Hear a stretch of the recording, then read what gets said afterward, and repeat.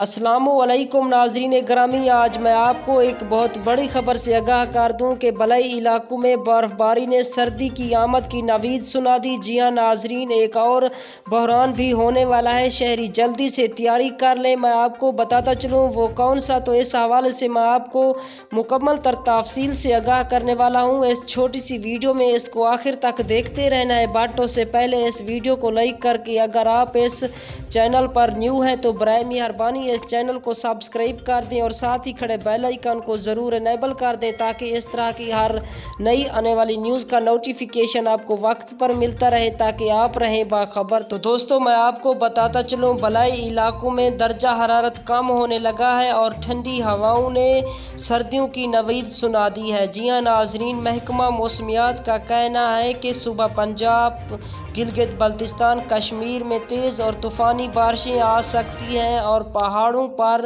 برف باری کا امکان ہے۔ تو وہیں پر میں آپ کو بتاتا چلوں سردیوں میں ایک اور بحران ہونے والا ہے، گیس کی قلت بھی ہو سکتی ہے۔